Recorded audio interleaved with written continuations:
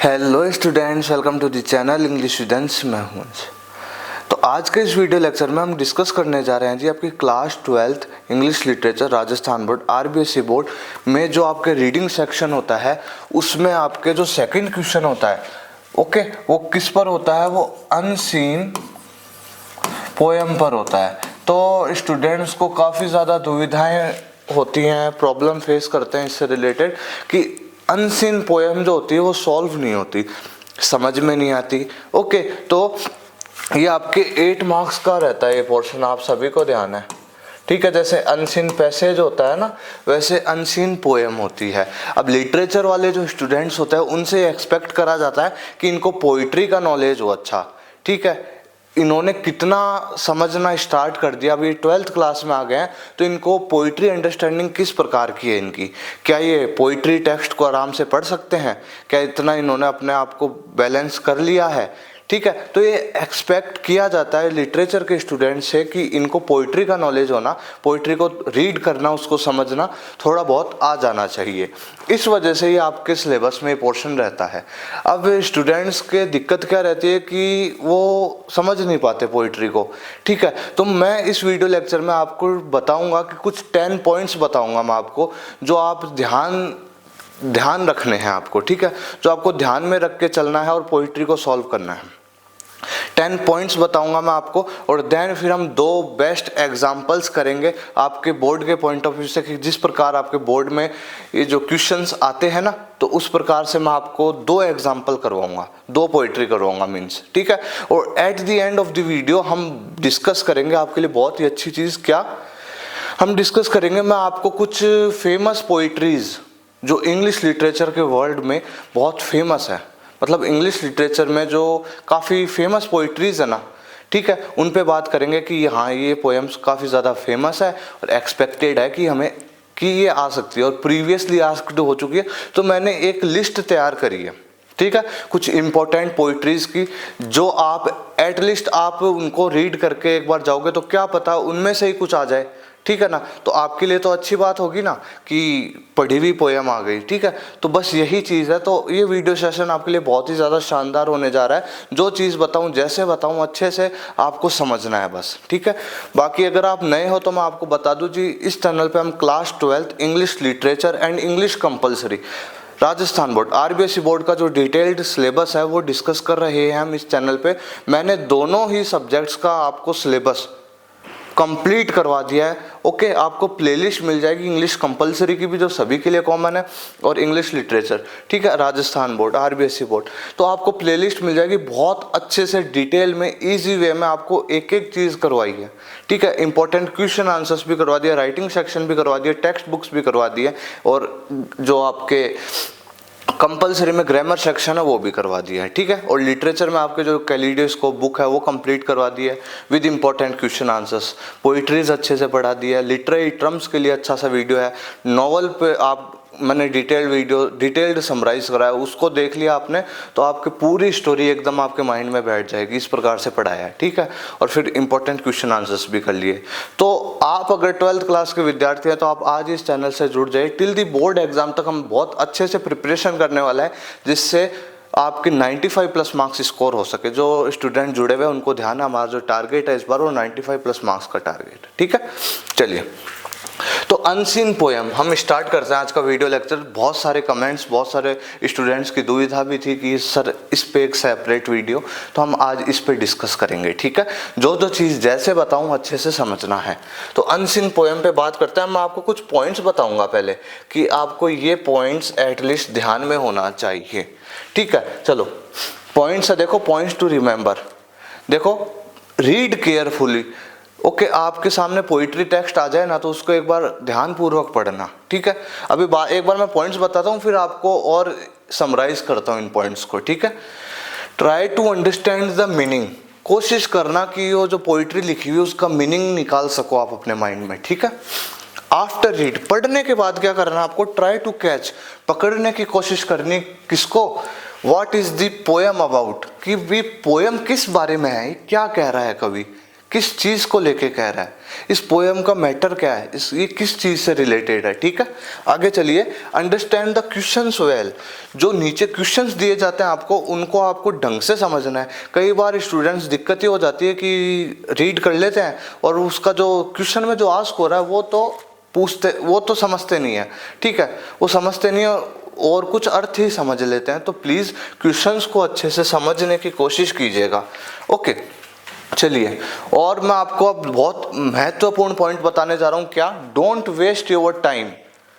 अपना समय खराब मत करना इस क्वेश्चन में। जो सेकंड क्वेश्चन होता है ना, पोइट्री एक्सट्रैक्ट वाला, पोइट्री स्टैंजा दे दिया जाता है आपको भाई, क्योंकि देखो रीजन बताऊंगा इसका। देखो, try to attempt this question a little bit quick. क्योंकि यार आप है ना, इस क्वेश्चन को आप जितना हो सके आप एक बार अच्छे से कर लिया, तो इसको थोड़ा जल्दी करने की कोशिश करना। ये मैं आपको पर्सनली सजेस्ट कर रहा हूँ। क्यों? Because language paper are always lengthy. क्योंकि जो लैंग्वेज के पेपर होते हैं ना जी, आप मोस्टली देख लो, चाहे आप इंग्लिश कंपलसरी का पेपर देख लो, चाहे हिंदी कंपलसरी का देख लो, ओके, किसी का भी देख लो, लैंग्वेज पेपर लेंदी होते हैं बहुत ज़्यादा। अब मैं नहीं चाहता कि आप इसमें बहुत ज़्यादा समय व्यतीत कर टाइम स्पेंड करके और आपका आगे वाला पेपर बहुत डिले हो जाए, फिर आप जल्दी जल्दी उसको घास काट रहे हो और फिर थोड़ा बहुत पेपर मिस रह जाए आपका, तो वो चीज़ बिल्कुल बर्दाश्त नहीं है। ठीक है, तो ये आपको समझना चाहिए कि इस पर्सन को मैं जितना जल्दी से समझ लूँ और जितना इजी वे में मैं एक बार लिख सकूँ तो लिख दूँ।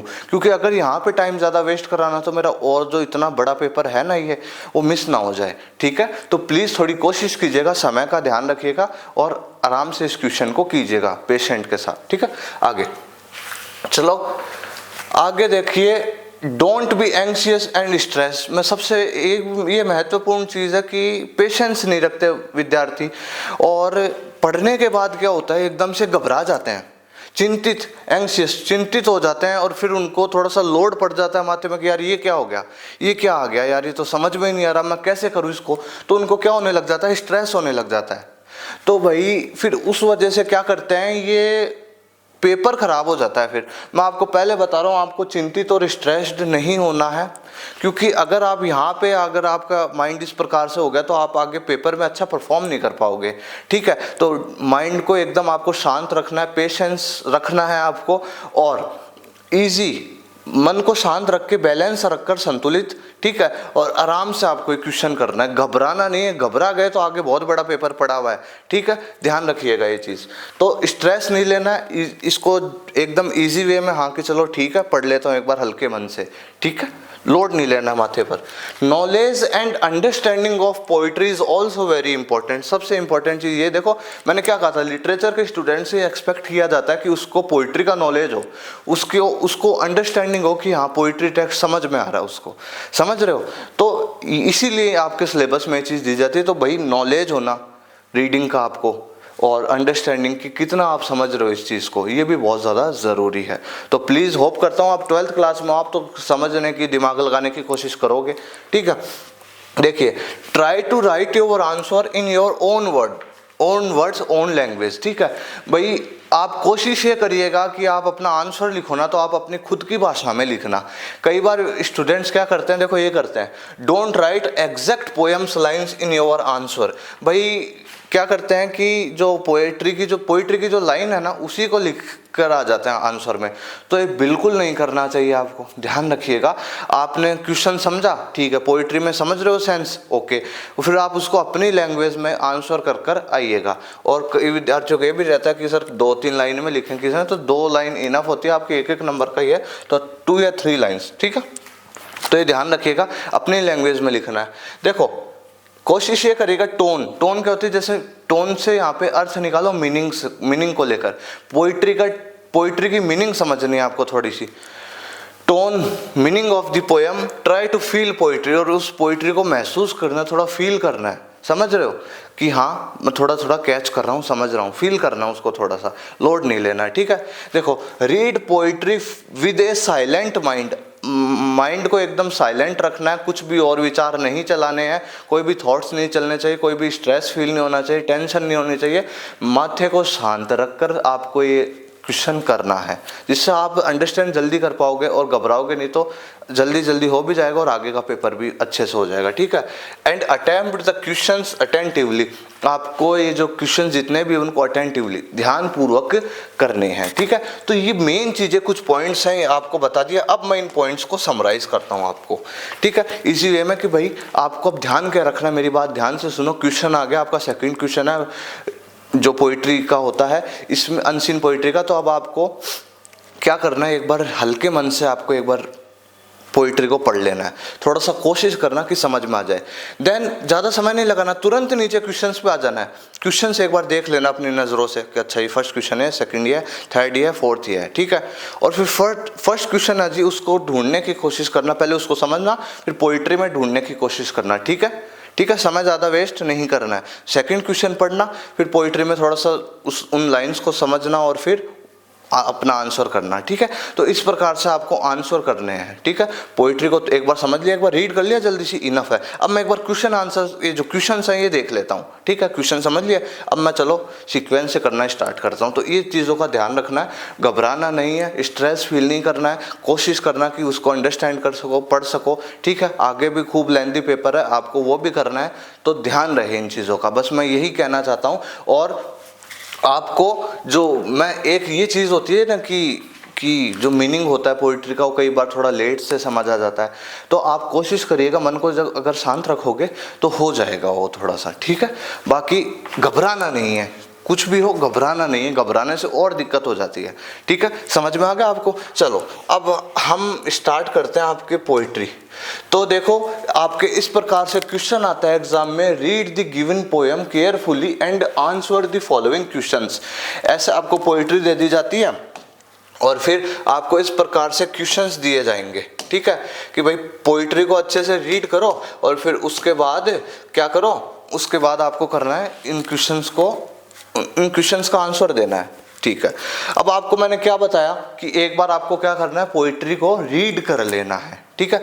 बहुत फेमस पोएम है ये, आप आगे लिटरेचर पढ़ोगे तो आपको पता चलेगा, ये बहुत फेमस पोएम है, बहुत ज़्यादा फेमस पोएम है। मैं आपको फिर बता रहा हूँ, देखो रॉबर्ट फ्रॉस्ट की ये पोइट्री है और इसका नाम क्या है जी, मेरी one of the my favourite poem है। देखो, stopping by woods on a snowing evening. बहुत फेमस, बहुत अच्छी पोइट्री है जी, रॉबर्ट फ्रॉस्ट। ओके, ये बहुत अच्छी पोइट्री है जी आपके, और मैं सोचा कि ये पोइट्री आपको करवाई जाए, ठीक है। तो आपको क्या करना है, अब आपको करना है एक बार पोइट्री को रीड। देखो मैं एक बार रीड कर देता हूँ, फिर मैं एक बार आपको कैसे करना है वो देख लीजिए। मैं एक बार रीड कर देता हूँ, एक बार आपको रीड कर लेना है, ठीक है। Whose woods these are, I think I know. His house is in the village, though he will not see me stopping here to watch his woods fill up with snow.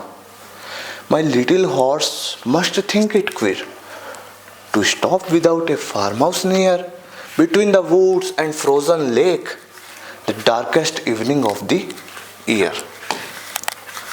He gives his harness bell a shake to ask if there is some mistake.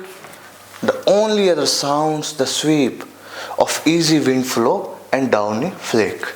The woods are lovely, dark and deep, but I have promises to keep, and miles to go before I sleep, and miles to go before I sleep. पढ़ ली एक बार आपने? चलो अब आपको एक बार questions देख लेने हैं अपनी नज़रों से, ठीक है। इस प्रकार से क्वेश्चन पढ़ा आपने, ऑप्शंस देखे, ओके। नेक्स्ट क्वेश्चन पढ़ा, ठीक है, ओके। इस प्रकार से आपको क्वेश्चंस देख लेना है एक बार। क्वेश्चन देखा, ठीक है, ओके। फोर्थ क्वेश्चन देखा, ओके, ठीक है। फिफ्थ क्वेश्चन देखा ऐसे, ओके। फिर 6 पढ़ा, 7 पढ़ा, 8 पढ़ा।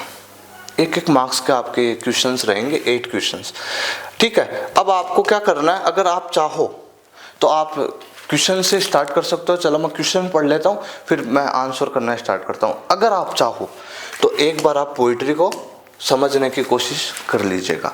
अब देखो मैं आपको इसका हिंदी अर्थ बताता हूँ इस पोइट्री का, ठीक है, ज़्यादा समय नहीं वेस्ट करते हुए आप ध्यान से सुनिएगा। देखो whose woods these are I think I no, ये किसके जंगल है? वूड्स यानी होता है जी जंगल, ठीक है, वूड्स यानी फॉरेस्ट।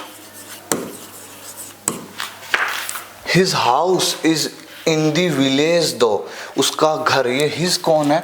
ये ओनर है, ओनर ऑफ दीज वुड्स, ठीक है, इस जंगल के मालिक।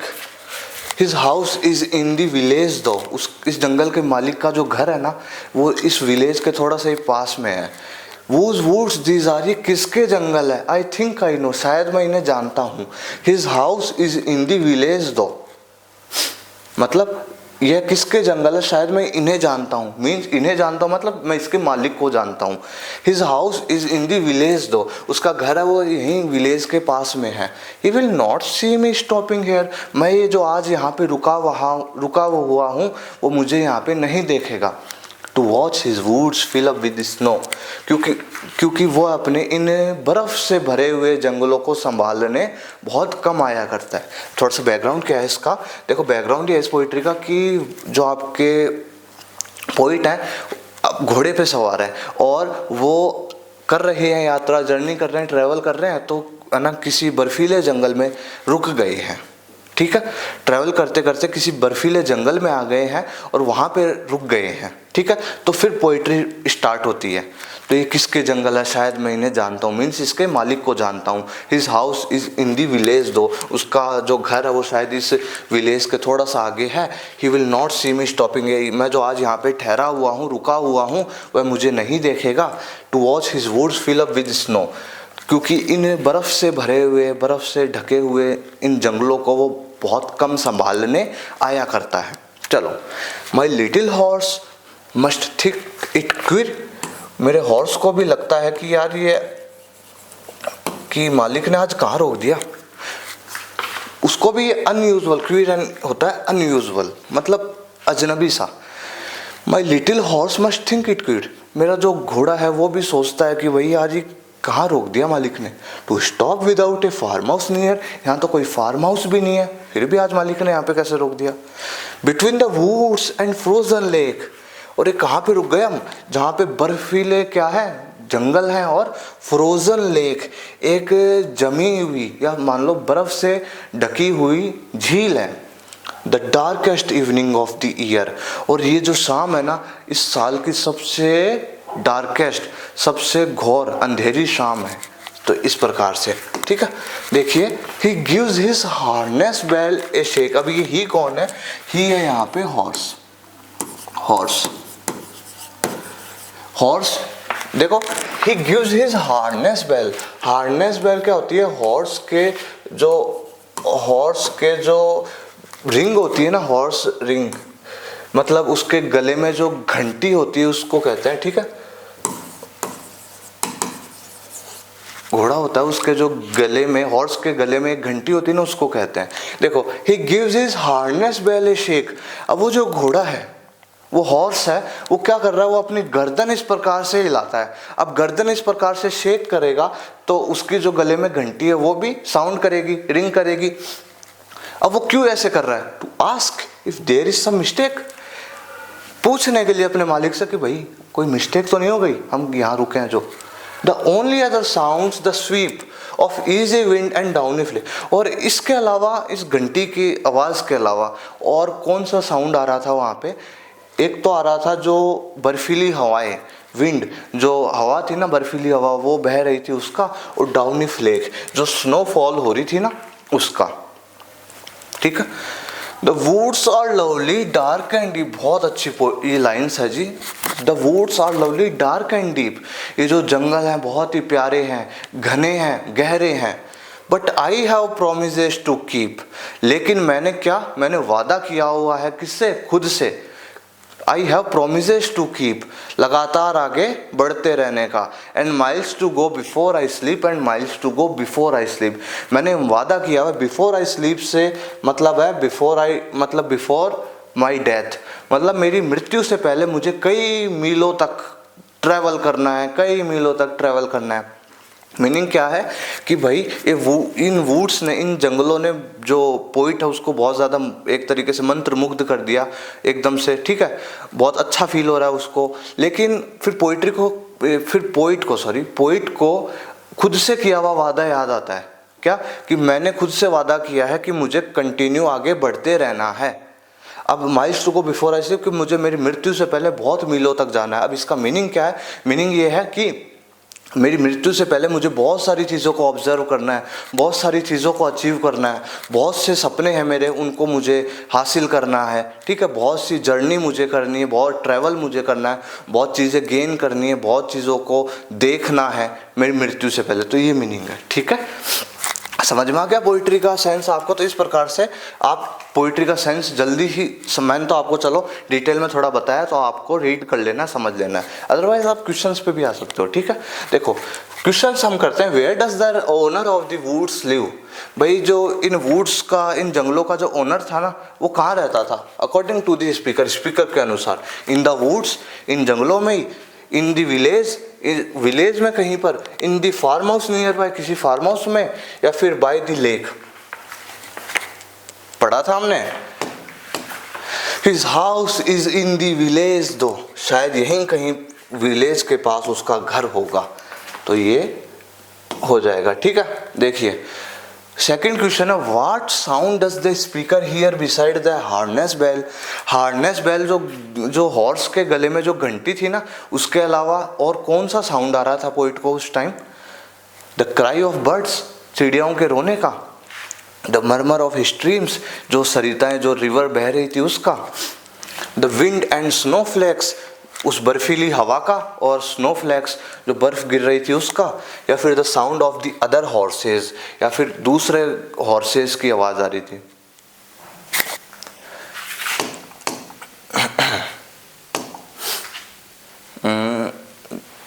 देखिए यहां होगा इसका answer, the only other sounds the sweep of easy wind and downy flake. मतलब वो जो विंड बह रही थी, बर्फीली हवा बह रही थी, और जो डाउनी फ्लेक्स, स्नो फ्लेक्स हो रही थी, ये आंसर हो जाएगा इसका। समझ में आ गया?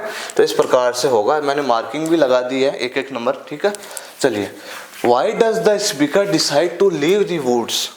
भाई स्पीकर ने, पोइट ने डिसाइड क्यों करा कि भाई मुझे इन जंगलों में रुकना नहीं, मुझे आगे बढ़ना चाहिए, छोड़ देना चाहिए इन जंगलों को और आगे बढ़ना चाहिए? क्यों? He is afraid of getting lost, क्या वो खोने से डर रहा था? The woods are too dark, बहुत ज़्यादा डार्क थे, अंधकार में थे। He has promises to keep, या फिर his horse refuses to stay, क्या उसने खुद से वादा किया था और यह है कि उसके जो हॉर्स था उसने मना कर दिया था रुकने से। But I have promises to keep, मैंने प्रॉमिस किया है खुद से कि मैं लगातार आगे बढ़ता रहूँगा। ये हो जाएगा। Fill in the blank from the poem, ऐसे एक भी क्वेश्चन आएगा आपके, इसमें आपको क्या करना है, आपको कोई लाइन उठा के दे दी जाएगी, उसका मीनिंग पूछ लेंगे आपसे कि भाई क्या कहना चाह रहा है पोइट। तो देखो, the woods as described by the poet are, ये वुड्स को किस प्रकार से डिस्क्राइब किया है पोइट ने, इस पोइट्री में किस प्रकार से डिस्क्राइब किया है भाई? देखो, to watch his woods fill up with snow, my little horse must think it will stop without a farmer's near between the woods and frozen. Darkest evening of the year. Use his harness bell as shake to ask there is some to stake. The only other sound the sweep, easy wind down. The woods are lovely dark and deep. बिल्कुल। तो आप लिख दीजिएगा कि the poet described the woods as, देखो, lovely, dark and deep.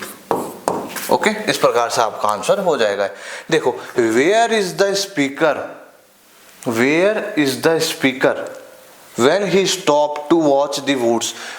Speaker जो poet था वो कहाँ पे रुका हुआ था जब उन जंगलों के बीच में था? वो कहाँ पे रुका हुआ था जी?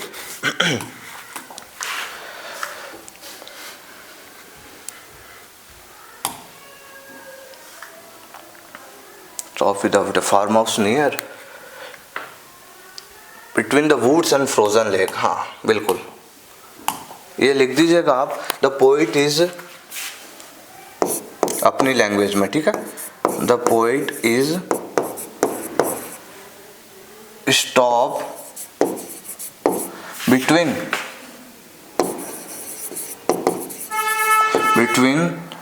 woods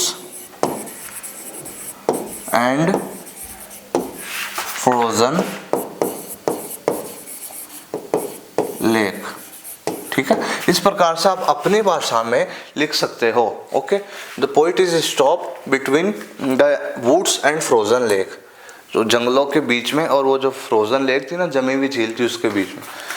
देखो, what does the horse do to indicate that it find the stop unusual. Horse ने किस प्रकार से इंडिकेट किया था कि ये जो जहाँ पे रुक गए हैं वो अजनबी सा लग रहा है, अनयूजुअल सा लग रहा है। याद हो तो उसने अपने हेड को शेक किया था इस तरह से, और फिर उसकी हार्नेस बेल बजी थी। ठीक है, तो ये रहा, he gives his harness bell a shake to ask if there is some mistake. हो गया ना। तो इस प्रकार से लिख सकते हो आप, द हॉर्स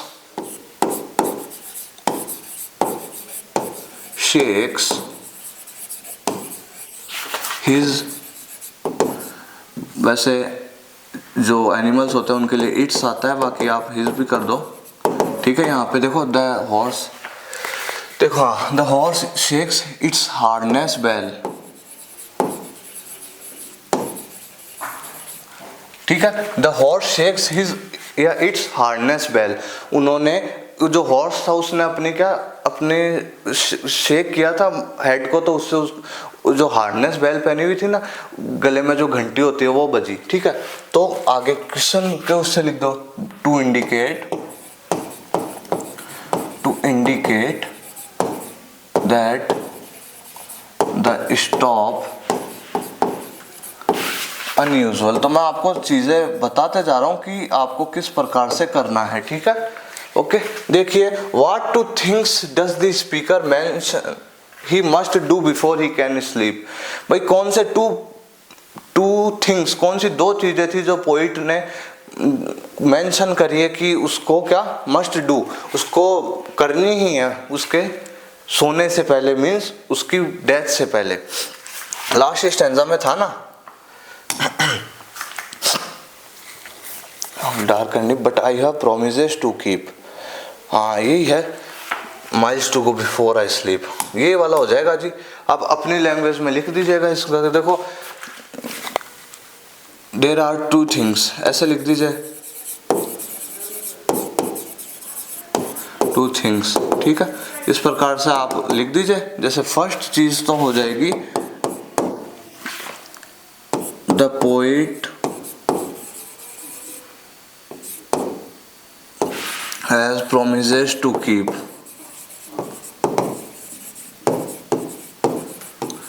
ठीक है, दूसरा आप लिख दीजिएगा, क्या लिखेंगे आप, दूसरा आप लिख दीजिएगा कि and miles to go before I sleep, and miles to go, he travels, he wants to travel, इस प्रकार से लिख सकता हूँ, he wants to travel, wants to travel miles and miles। ठीक है, तो इस प्रकार से आपके आंसर हो जाएंगे, आपको अपनी भाषा में लिख देना है। तो ऐसा जो दो चीजें थी जो पोइट को डेथ से पहले करनी थी। ठीक है, find the similar word of the following from the given poem. Similar word ढूंढो इस पोएम में से। क्या है, एरर। तो एरर यानी कोई गलती होती है, कोई भी कुछ दिक्कत हो जाती है तो उसके लिए होता है। ठीक है, मीनिंग तो यही होता है। बाकी अब आप पोइट्री में देखिए कि क्या मीनिंग यूज़ करी है पोइट ने। तो वुड एक बार रीड कर लीजिए, woods are lovely dark and, अच्छा, woods this are, I think I know, his house is in the village, though he will not see me stopping here to watch his woods fill up with snow. Think it queer यानी तो unusual होता है। ठीक है, तो इस प्रकार से आपको पढ़ लेना है जिससे आपको थोड़ा सा माइंड में रहे, मीनिंग निकाल लेनी है थोड़ा सा पोइट्री की, जो वर्ड्स आपको आते हैं। ठीक है, between the woods and frozen lake the darkest evening of the year, he gives his harness bell a shake to ask if there is some mistake। हाँ, मिस्टेक हो सकता है जी, मिस्टेक हो सकता है, क्योंकि मिस्टेक यानी भी क्या होता है, एरर ही होता है, गलती ही होती है ना। तो ये हो जाएगा मिस्टेक। ओके, मिस्टेक हो जाएगा जी, कोई दिक्कत नहीं है। लो हमने कर लिया। तो इस प्रकार से आपको आपके पोइट्री टेक्स्ट को कर लेना है अच्छे से। तो देखो हमने कितने अच्छे से ये पोइट्री पढ़ी और मैंने आपको बताया कि इस प्रकार से आपको करना है और आप अच्छे उससे आप समझ भी गए होंगे, ठीक है। तो इस प्रकार से हमने आपकी ये जो पोइट्री थी, इस प्रकार से क्वेश्चन आता है, मैंने आपको समझाया और फिर थोड़ा सा और फिर हमने क्वेश्चन आंसर्स अटेम्प्ट कर लिया इजी वे में, बता दिया आपको कि किस प्रकार से आपको कर आना है। आगे चलिए, अब ये जो सेकंड पोएम है ये भी बहुत फेमस पोएम है और ये ऐसे हल्की पोएम नहीं है, ये बहुत डीप मीनिंग रखती है। इसकी जो लाइन्स है ना वो बहुत अलग प्रकार की, हम पढ़ेंगे क्या और इसका पोइट का मीनिंग क्या है इसको लेकर, बहुत अलग चीज़ है। तो ये बहुत फेमस पोइट्री है जी, ये भी बहुत फेमस पोइट्री। इसका नाम क्या है जी, ये जो फर्स्ट लाइन है ना यही इसका नेम है जी। देखो, the world is too much with us by William Wordsworth. अब आप कहोगे कि सर ये पोइट्री तो हमारे 11th क्लास में भी थी, बिल्कुल थी, और ये बहुत फेमस पोइट्री, कॉलेज भी करोगे जब आप लिटरेचर पढ़ोगे तो आपको मिलेगी ये poetry. William Wordsworth, poet of nature. भाई प्रकृतिवादी कवि, नेचर से इतना प्रेम था इनको, नेचर के लिए इतना ज़्यादा इन्होंने लिखा है, ठीक है। तो चलो ये पोइट्री, इसका मीनिंग देखो, the world is too much with अस, इसका मीनिंग क्या निकला, ये संसार हमारे साथ बहुत ज़्यादा है, ये मीनिंग नहीं होगा इसका, ये मीनिंग ही कुछ अलग है। ये एक तरीके से पोइट्री क्या है, एक कंप्लेन है, एक शिकायत है जो पोइट ने शिकायत करी कि उस टाइम पे लोग इस प्रकार के हो गए थे, और उस टाइम ही नहीं आज भी लोग इस प्रकार के हैं और आज ज़्यादा है। सोचो उस टाइम पोइट ने कह दी थी ये चीज़, अभी क्या है देखो, the world is too much with अस, संसार भौतिकवादी चीज़ों में लिप्त है। The world is too much indulged या इंगेज्ड इन मटेरियलिस्टिक थिंग्स। मटेरियलिस्टिक थिंग्स भौतिकवादी चीज़ें, क्या मतलब ऐशो आराम की चीज़ें होती है ना, फैसिलिटीज़ वगैरह, ये ले लेना वो ले लेना और हर चीज़ों में आगे बढ़े रहना, टेक्नोलॉजीज़ का फ़ायदा उठाना वगैरह वगैरह, इन सब। तो इन सब चीज़ों की वजह से लोगों ने नेचर को क्या कर दिया, त्याग दिया है। नेचर को ध्यान ही नहीं देते, नेचर पे, प्रकृति पे 1% भी, और अवॉइड करते हैं, नेचर को एडमायर नहीं करते हैं। तो पोइट बहुत ज़्यादा दुखी है इस चीज़ को लेके, ठीक है। तो ये बैकग्राउंड है इसका। तो देखो, the world is to much with अस, इस संसार भौतिकवादी चीज़ों में लिप्त है, लेट एंड सुन, पहले भी था और आगे भी रहेगा। गेटिंग एंड स्पेंडिंग, लोगों का काम क्या है, खरीदना और देना, खरीदना, लेन देन का स्टार्टिंग हो रखी, बस यही चीज़ें चल रही है आज के टाइम पे। ये चीज़ें खरीद लूँ, ये चीज़ें बेच दूँ, ये खरीद लूँ, ठीक है। We lay waste over powers, हम अपनी हमारी जो रियल पावर्स है ना उनको हम वेस्ट करते जा रहे हैं, ठीक है। हम बहुत कुछ कर सकते हैं लेकिन हम इन चीज़ों में पड़े हुए हैं, समझ रहे हो। Little we see in nature that is ours, हम इस प्रकृति में जो कुछ देखते हैं वो सब कुछ हमारा ही है, लेकिन हम प्रकृति को देखते ही नहीं है ज़्यादा। लिटिल वी सी, बहुत कम प्रकृति को हम ध्यान में देते हैं, ठीक है। We have given over hearts away a solid bone, हमने हमारे दिल को त्याग दिया है। हम मतलब इसका मीनिंग क्या है, हमने जो नेचर है, हमारे दिल में जो नेचर, हमको दिल में अपने नेचर को रखना चाहिए, उसको हमने नेचर को बाहर निकाल दिया अपने दिल से, मतलब हमने हमारे दिल को बाहर निकाल दिया है, ठीक है। ये सॉर्डेड बोन, ये बहुत बड़ी विडम्बनाजनक बात है, ठीक है, ये बहुत बुरी बात है। This sea that bares her bosom to the moon, और ये जो सी है, ये जो समुद्र है, एकदम इस प्रकार से बिछा हुआ है, ठीक है, और चंद्रमा का रिफ्लेक्शन पड़ता है उस पर। तो इस प्रकार से देखो कितना अच्छा वो बताया।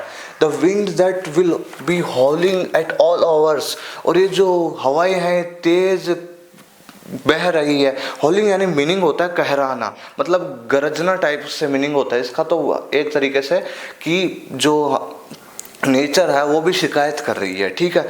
विंड भी बहुत तेज तेज बह रही है, ठीक है। And are up gathered now like sleeping flowers, और हम किस प्रकार के हो गए हैं आजकल, ये जो सोए हुए फूल होते हैं ना, स्लीपिंग फ्लावर्स, कुमलाए हुए फूल होते हैं, मतलब एक तरीके से जो डल फ्लावर्स होते हैं ना, उनकी तरह कौन हो गया आज के टाइम पे, हम हो गए हैं। कौन हो गए, हम हो गए हैं। ये जो जैसे फूल एकदम मुरझा जाते हैं ना और फिर यूजलेस हो जाते हैं, तो उस प्रकार के हम हो गए like sleeping flowers. For this, for everything, for this, इसके लिए, फॉर एवरीथिंग, सभी चीज़ों के लिए we are out of tune. हम इन भौतिकवादी चीज़ों के लिए, इन मटेरियलिस्टिक चीज़ों के लिए, ठीक है, ऐशो आराम चीज़ों के लिए, खरीदने बेचने, पैसों के मामले में और सारी चीज़ों के फैसिलिटीज़ के चक्कर में हमने नेचर को तो त्याग दिया है और we are out of tune. हम पागल हो गए हैं एक तरीके से, हमने नेचर को भी त्याग दिया और हम एक तरीके से क्या हो गए हैं, पागल से हो गए हैं। हमने हर चीज़ को एडमायर करना, मतलब प्रशंसा करना छोड़ दिया है, ठीक है। It moves not, great God, I had rather be A pagan. अब पैगन कौन है? पैगन एक कम्युनिटी थी, ये एक माइथोलॉजिकल स्टोरी है, मतलब पुरानी रहस्यमय कुछ कहानियाँ टाइप कि पैगन जो कम्युनिटी होती थी वो बहुत ज़्यादा नेचर से कनेक्टेड रहती थी और नेचर को भगवान मानती थी, ठीक है। तो पोइट क्या बनना चाह रहा है? पोइट बनना चाह रहा है, एक पैगन बनना चाह रहा है, मतलब उन लोगों जैसा बनना चाह रहा है जो नेचर से प्रेम करते हैं और इन सारी मटेरियलिस्टिक थिंग्स को अवॉइड करते हैं और नेचर से प्रेम करते हैं, नेचर को ऑब्जर्व करते हैं, नेचर में रहते हैं, प्रकृति में रहते हैं, ठीक है। इन ए क्रीग आउट वॉन्ट और so might I standing on this pleasantly. तो अगर मैं इस प्रकार का बन जाऊंगा तो मैं बहुत शांतिप्रद जीवन जीऊंगा और मैं खड़े होकर देखूंगा कि क्या have glimpse that would make me less forlorn, ठीक है। मैं काफ़ी सारी झलकियाँ देखूंगा, काफ़ी सारी चीज़ें देखूंगा जो मुझे खुश करेंगी। Have site of Proteus. अब प्रोटियस क्या है? ये भी एक माइथोलॉजिकल एक फिगर यूज़ करा है पोइट ने, मीन्स मतलब कोई पुरानी कहावतों में इनको प्रोटियस को क्या माना जाता है? सी गॉड, समुद्री देवता माना जाता था। तो क्या मैं एक किनारे पे खड़े होकर देखूंगा जो प्रोटियस है, जो समुद्री देवता है, राइजिंग फ्रॉम द सी, वो समुद्र से बाहर आ रहा है, ठीक है। और हियर ओल्ड ट्राइटन ब्लो, ये ट्राइटन भी कौन है? ये भी एक माइथोलॉजिकल यूज करा है कि ये भी एक व्यक्ति है जो जिसको गॉड माना जाता था उस टाइम पर, ठीक है।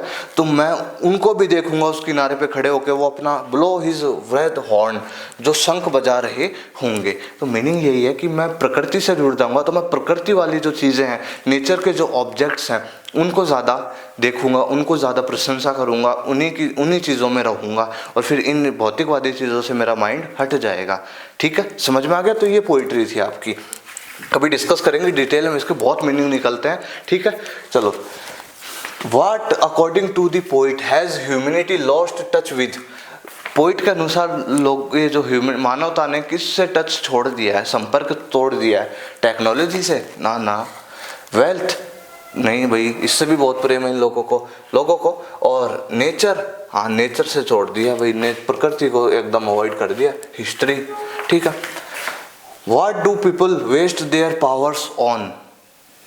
ये जो लोग हैं वो अपनी पावर्स किस पे वेस्ट कर रहे हैं? क्रिएटिंग आर्ट, कलात्मक चीज़ें बनाने में, हेल्पिंग अदर्स, लोगों की मदद करने में, स्पेंडिंग एंड एक्वायरिंग पोजेशंस, खरीदना, चीज़ें बेचना और नई ऐशो आराम की चीज़ें खरीदना।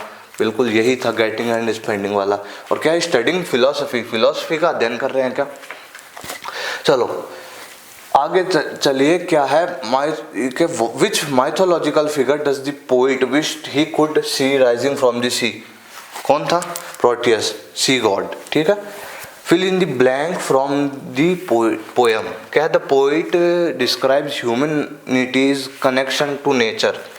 हाँ, मतलब पोइट ने जो कनेक्शन बताया कि नेचर का मानव का नेचर से कनेक्शन किस प्रकार का हो गया है, पता है ना? We are out of tune, मतलब हमने एकदम अवॉइड करना स्टार्ट कर दिया नेचर को। तो आप इस प्रकार से आउट ऑफ ट्यून भी लिख सकते हो, और या फिर आप अपने हिसाब से कोई चीज़ लिख सकते हो, कनेक्शन टू नेचर। देखो, द ह्यूमंस अवॉइड नेचर, सीधी सी बात इस प्रकार लिख सकते हो, ह्यूमंस, ठीक है। नेग्लेक्ट लिख सकते हो, नेचर, इस प्रकार से लिख दो कि ये जो मानव लोगों ने क्या कर दिया, ये जो नेचर से, प्रकृति से क्या एक तरीके से नेग्लेक्ट करना स्टार्ट कर दिया, प्रकृति को साइड में हटाना, ठीक है। तो इस प्रकार से आप अपने अंडरस्टैंडिंग के अकॉर्डिंग आप लिख सकते हो। What does the poet means by we lay waste over powers? Poet का मीनिंग क्या है इससे कि हम अपनी जो पावर्स है, रियल पावर्स है, उनको छोड़ रहे हैं। तो क्या मीनिंग था, वही जो पोइट्री में यही तो बात हो रही थी कि हम है ना एक गेटिंग एंड स्पेंडिंग ये चीज़ें करते जा रहे हैं और हम हमारी रियल पावर्स को छोड़ रहे हैं। ठीक है, तो इस प्रकार से हो जाएगा we lay waste over powers. तो इस प्रकार से हो जाएगा कि हम है ना हमारी जो रियल पावर्स है इनको खोते जा रहे हैं, मतलब कि हमारा जो प्रेम है किससे हो गया कि ह्यूमंस थिंग्स। ठीक है, जो मानव लोग हैं वो ये जो ऐशो आराम की चीज़ है उनसे ज़्यादा प्रेम बढ़ा लिया लोगों ने, तो हम अपनी पावर्स को इसी प्रकार से तो खो रहे हैं। And avoids nature and its beauty. इस प्रकार से आप अपने उससे लिख सकते हो। ठीक है, What does the poet refer to as a sordid boon? Sordid boon ये विडंबनाजनक बात है कि हम इस प्रकार के हो गए हैं, पढ़ा था ना। तो इसका वही चीज़ कि मटेरियलिस्टिक थिंग्स में बहुत ज़्यादा लोगों को प्रेम हो गया है, तो वही वाला चीज़ होगी इसमें भी। देखो इस प्रकार सॉर्डेड बोन कि जो people are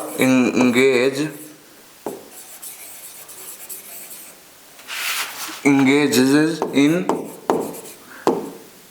materialistic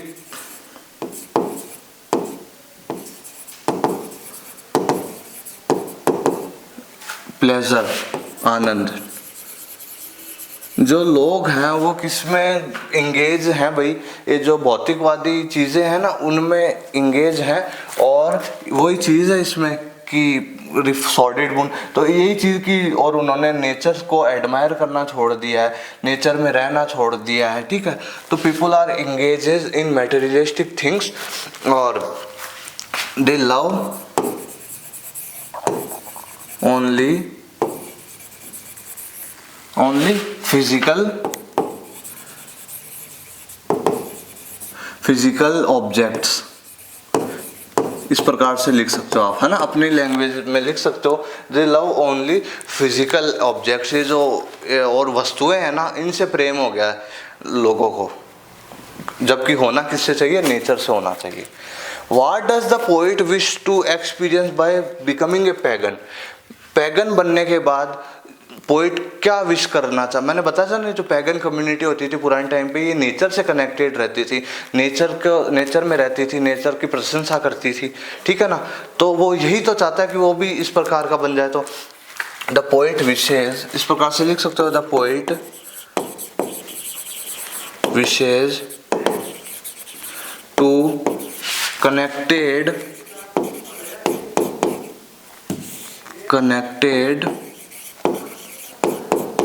with nature,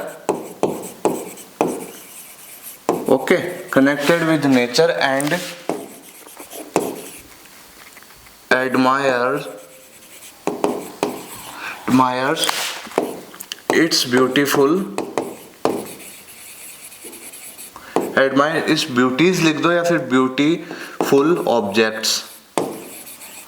poet भी नेचर से कनेक्ट रहना चाहता है और इसके जो प्रकृति की जो चीज़ें हैं ना उनकी प्रशंसा करना चाहता है। ठीक है, find the similar word of the following from the given poem. Mean यानी होता है तुच्छ, गिरा हुआ। तो इसका ये मीनिंग आया था, याद हो तो आपको, सॉर्डिड। हम बहुत विडंबनाजनक बात है, ये बहुत गिरी हुई बहुत बात है, ये बहुत गलत बात है, तो ये वही वाली चीज़ हो जाएगी सॉर्डिड बून वाली। ठीक है, तो सॉर्डिड हो जाएगा इसका। ठीक है, तो इस प्रकार आपका ये आपको करना है। मैंने तो आपको इजी वे में बताया, देखो बहुत अच्छे व्यवहारिक तरीके से हर एक बच्चा, हर एक स्टूडेंट रिलेट करेगा। ठीक है, इस प्रकार से लिख सकते हो आप। मैंने इजी फॉर्म में बताया आपको, वरना मैं स्ट्रक्चर बहुत कुछ लिख सकता था, लेकिन मैंने आपको इजी फॉर्म में बताया जिससे आप घबराओ नहीं और विश्वास में, अपने ऊपर विश्वास रख के अच्छे से ऐसे कर आओ। तो हमने 2 पोइट्री का डिस्कस कर लिया है जी। ठीक है, अब आपको क्या करना है, वीडियो लेक्चर थोड़ा लेंथी ज़रूर हो गया लेकिन आप डिटेल में पढ़ लिया हमने। अब मैं आपको कुछ पोइट्रीज़ के नाम बता रहा हूँ, प्लीज़ इनको ज़रूर एक बार देख लीजिएगा, पढ़ लीजिएगा, क्या पता है इनमें से आ ही जाए। ठीक है, तो इसमें वो है, देखो फेमस पोइट्रीज़ हैं। देखो there are some famous English poetry in English literature. English literature में कुछ फेमस पोइट्री है। देखो इनमें क्या फेमस पोइट्रीज हैं, मोस्ट इंपॉर्टेंट पोइट्रीज हैं, एक्सपेक्टेड पोएम, ऐसी पोएम्स जो हमें लगता है आ जाएंगे, और प्रीवियसली आस्क्ड जो पहले भी हमारे एग्जाम्स में पूछी गई है, बोर्ड एग्जाम क्लास 12 में आपके आरबीएससी में, तो देख लीजिए इनको। फिर भी एक बार आप जो देखो यार, आने को कुछ भी आ जाए, हमने चीज़ को समझ लिया, ठीक है। अब हम क्या कर सकते हैं, कुछ इंपॉर्टेंट पोएम्स को, हमारे हाथ में जो चीज़ें हम वो तो ज़रूर कर सकते हैं, मानते हो ना आप। बाकी आना होगा वो आएगा, अदरवाइज नहीं आना होगा वो नहीं आएगी, ठीक है ना। तो आपको क्या करना है, एटलीस्ट जो आपके हाथ में जो चीज़ें आप प्रिपेयर कर सकते हो, ठीक है, उनको आप फिर भी देख लीजिए। कुछ पोएम्स है, देखो। An Irish man foresees his death, W.B. Yeats की पोएम है, विलियम बटलर ईट्स की, ठीक है। चलो, ए बर्थडे C.G. रस्टी इनकी है। The human season John Keats, ode to solitude Alexander Pope, had soon had time, the subtle thief of youth John Milton, इनकी सोनेट नंबर 7 है, ठीक है। दोनों कुछ भी सर्च करोगे तो आ जाएगा वो तो, ठीक है। देखो, virtues George Herbert, not marble not the gilded monuments William Shakespeare की जो सोनेट है 55 वाली, ठीक है। Let me not to the marriage of true minds William Shakespeare की, ठीक है। और stopping by woods on a snowing evening, ये हमने कर लिया, रॉबर्ट फ्रॉस्ट की। The lotus Toru Dutt, the world is too much with us William Wordsworth, ठीक है। The death B not proud John Donne, ठीक है। और देखिए, on the grasshopper and cricket John Keats, shall I compare thee sonnet 18 William Shakespeare की। On his blindness John Milton, बहुत famous poetry. The song of free Swami Vivekananda. My days among the dead are past Robert Southey, okay. और the character of a happy life sir Henry Wotton. और light shining out of darkness, ठीक है।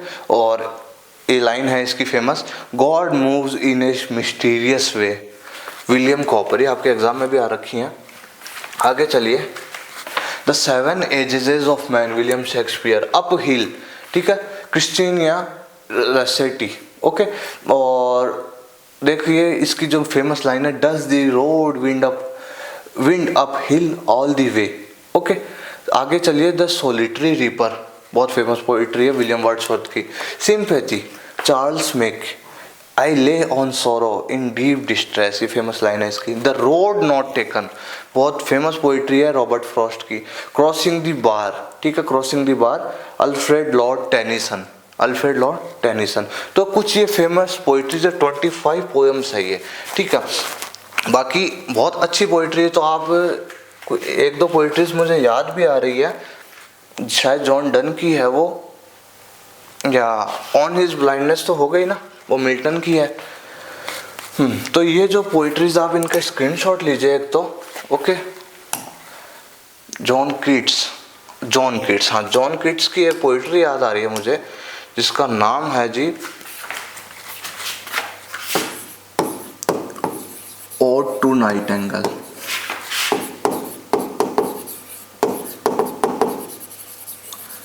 Odd to nightingale John Keats की थी ये जी, है ना। अरे यार एक second, ode to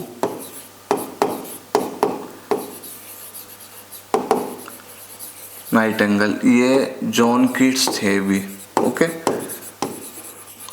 John Keats. और जैसे हो जाएगी विलियम वर्ड्सवर्थ की, हमने 2 कर ली है ना, ओके। सॉलिटरी रीपर और the world is too much with अस। तो ये कुछ फेमस पोइट्रीज हैं, तो इनको आपको ध्यान में रखना है, ठीक है। ये हो जाएंगे, बाकी ये तो आपके शायद 11th में भी थी, ठीक है। तो आप एटलीस्ट एक बार, आपके हाथ में ये चीज़ें हैं, इनको ज़रूर कर लीजिएगा, ठीक है। जैसे जॉन डन की एक ये भी है, go and catch a falling star, ठीक है, वो भी। ऐसे तो बहुत सारी पोइट्रीज है जी भाई फेमस, तो और भी देखा जाए एस टी कॉलरिज की भी है काफ़ी, ओके। जैसे आपके कुबला खान है, वैसे एस टी कॉलेज की the rime of the ancient mariner, ये भी है एक। क्रिस्टाबेल, ये भी है, ओके। और तो हाँ, ये कुछ ऐसे तो बहुत पोइट्रीज हैं जी, ठीक है। आप एटलीस्ट एक बार इनको करिएगा। बाकी और जैसे जैसे कुछ मुझे ध्यान में आएंगी या आपके आपके बोर्ड के पॉइंट ऑफ व्यू से मुझे इम्पोर्टेंट लगेगी तो मैं कमेंट में ज़रूर पिन कर दूंगा उनको, ठीक है। एक बार आप इनको एक बार रीड कर लीजिएगा, ठीक है। चलिए, तो आपने स्क्रीनशॉट ले लिया होगा, आप कैप्चर कर सकते हैं। ओके, पढ़ना है आपको अच्छे से। तो इस प्रकार से हमारा ये जो अनसीन पोएट्री है, हमने आज बहुत अच्छे से, ये जो वीडियो लेक्चर लेंथी भी हो गया लेकिन आपके लिए बहुत ज़्यादा यूज़फुल। लेंथी होने का रीज़न क्या, पॉइंट्स बताता तो 10-15 मिनट में ख़त्म, लेकिन मैंने आपको पूरा प्रोसेस बताया आपकी बोर्ड के लिए, एग्जाम्पल भी करवा दिए, बोर्ड में किस प्रकार क्वेश्चन आएंगे वो भी बता दिया मैंने, ठीक है। बोर्ड में आपके इस प्रकार से क्वेश्चन रहेंगे जी, ये आपके लेटेस्ट मॉडल पेपर है ना, इसका अकॉर्डिंग क्वेश्चन है कि देखो 1, 2, 3 तो आपके MCQ आएंगे, एक आपके फिल इन द ब्लैंक आएगा, और 1, 2, 3, 4 ये 4 आपके इस प्रकार से क्वेश्चन होंगे, ठीक है। तो इस प्रकार का आपका पैटर्न रहने वाला है जी। ओके, तो हमने बहुत अच्छे से कर लिया है। होप करता हूँ सभी विद्यार्थियों को, सभी स्टूडेंट्स को समझ में आ गया होगा। कोई भी दुविधाजनक बात लगे, कोई भी प्रॉब्लम आपको लगे कि हाँ सर कोई माइंड में आपकी डाउट हो, कोई कन्फ्यूज़न हो, तो यू कैन आस्क, आप आस्क कर सकते हो, कमेंट सेक्शन में आप मुझसे आस्क कर सकते हो, और आपको डिस्क्रिप्शन में टेलीग्राम चैनल का लिंक भी मिल जाएगा, आप उसको भी ज्वाइन कर सकते हो। वहाँ पे डिस्कशन वाला सेक्शन है, वहाँ पे भी आप डिस्कस कर सकते हो, ठीक है। तो कमेंट सेक्शन में जो भी आपको कोई डाउट हो, कोई भी क्यूरी हो, आप बताइएगा। और वीडियो लेक्चर आपको कैसा लगा ज़रूर कमेंट सेक्शन में बताइएगा। आप सभी इंग्लिश लिटरेचर स्टूडेंट्स के लिए बहुत अच्छी, बहुत यूज़फुल वीडियो है जी, ठीक है। प्लेलिस्ट वेल अरेंज्ड है, सब कुछ अच्छे से करवा रखा है। आप अटेंटिवली सारे लेक्चर्स को देखिए, अच्छे से प्रिपरेशन करिए, आपके बहुत अच्छे मार्क्स आएंगे, ठीक है। तो अभी रिसेंटली आपके हाफ ईयरली एग्जाम्स हुए थे भाई, मैंने 2 वीडियोस बनाई थी, एक तो इंग्लिश कंपलसरी के लिए और इंग्लिश लिटरेचर के लिए। बहुत अच्छा रिस्पॉन्स आया, और सोच के देखिए मैंने उसमें जो इंपॉर्टेंट चीज़ें बताई थी ना, वही एग्ज़ाम में आई। बहुत स्टूडेंट्स का रिस्पांस भी आया मेरे पास कि सर आपका बताया हुआ सब करके गए थे, हो गया वो, ठीक है। तो प्लीज़ आप लेक्चर्स अटेंटिवली देखिए, अच्छे से तैयार कीजिए, कोई भी डाउट हो वो आस्क कीजिए। अब अच्छे से अब आपको अपनी पढ़ाई स्टार्ट कर देनी है, ठीक है। बस यही कहूँगा आपसे, अच्छे से अब आपको अपनी पढ़ाई स्टार्ट कर देनी है और अच्छे मार्क्स स्कोर करने हैं। तो मैं मिलूँगा अब आपसे नेक्स्ट वीडियो लेक्चर में, बने रहिए मेरे साथ। Thank you very much.